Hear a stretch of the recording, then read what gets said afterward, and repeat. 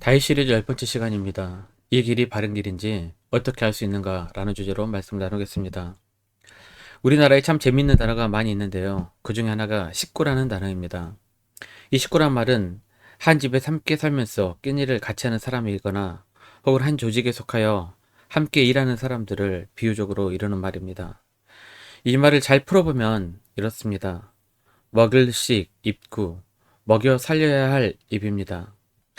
그렇다면 먹여 살려야 할 책임은 누구에 있습니까? 가장에게 책임감이 있습니다.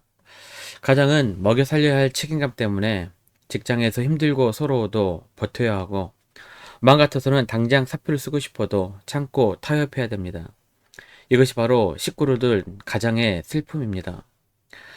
가장의 책임이 너무 버거워 식구를 버리고 도망을 치거나 식구와 함께 자살하는 가장들도 가끔 뉴스로 보게 됩니다. 책임감을 버리고 죽는 것보다는 그래도 살기 위해 몸부림치고 타협하는 것은 저는 숭고한 일이라고 생각합니다. 오늘 다윗의 이야기가 바로 이러한 책임감의 이야기입니다. 4,000명의 식구를 먹이고 살려야 할 다윗의 책임감이 다윗을 바른 길로 이끌었던 것입니다. 바른 길은 바로 살리는 책임감을 가지고 살 때 생기는 것입니다. 다윗은 아둘람 굴로 도망쳐서 하나님께 기도합니다. 하나님, 저를 좀 도와줄 사람 좀 붙여주세요. 이렇게 기도했더니 하나님께서는 어떻게 응답하십니까? 도울 사람을 달라고 했더니 오히려 다윗이 도와줘야 할 400명을 하나님께서 보내셨습니다. 그런데 놀라운 것은 돌봐야 할 400명이 생기자 다윗에게는 그전에 없었던 새로운 능력이 생깁니다. 그 능력은 무엇입니까? 네, 바로 식구를 먹이고 살려야 할 책임감이라는 능력입니다. 아마 하나님께서 돌봐야 할 400명을 보내주시지 않았다면 아둘람굴에서 혼자 극심한 우울증에 빠져 죽을 수도 있었을지 모르겠습니다. 예전에 어떤 성도님들이 이런 말씀을 하시더라고요.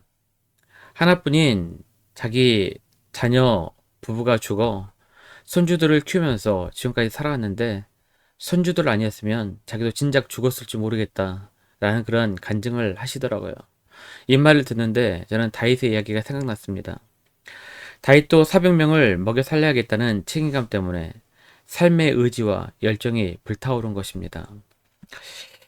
두 번째로 남을 판단하기 이전에 내 모습을 먼저 돌아볼 수 있는 그러한 성숙함이 필요합니다.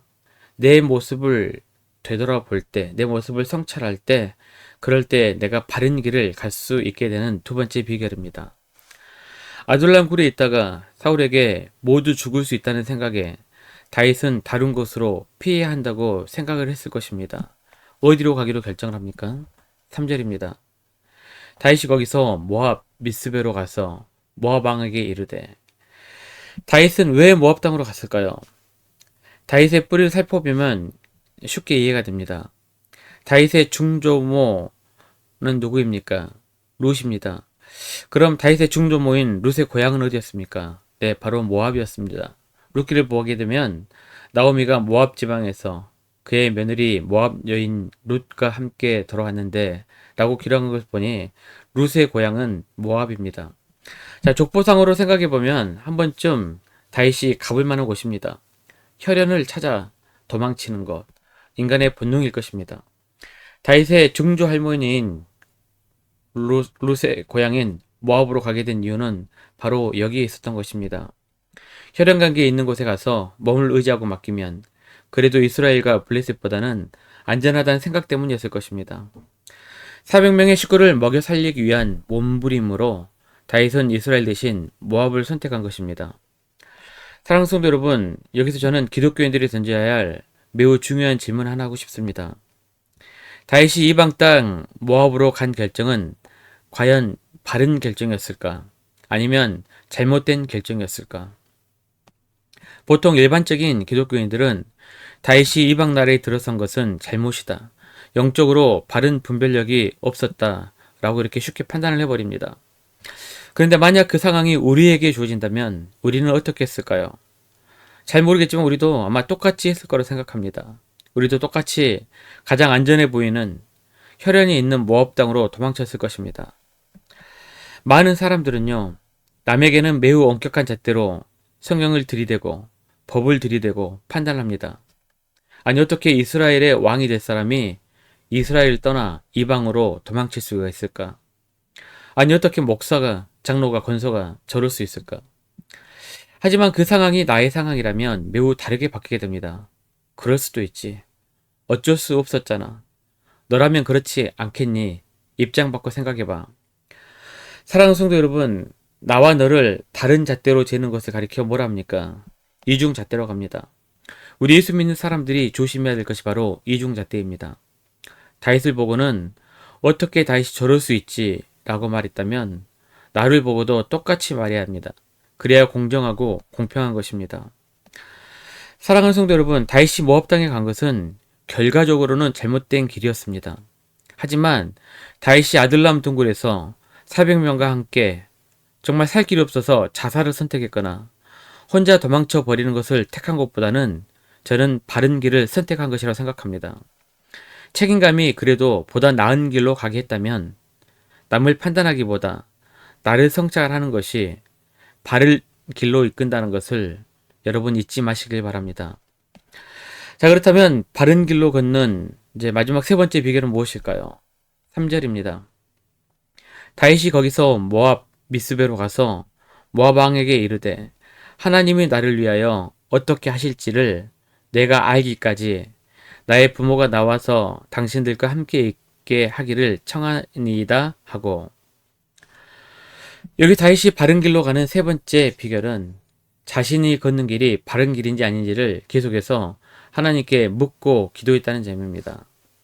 하나님께 묻고 기도하는 것은 저는 마치 내비를 켜고 운전하는 것과 같다고 생각합니다. 내비를 켜고도 간혹 실수로 잘못된 길을 갈 때가 있습니다. 그러면 내비가 뭐라고 말합니까?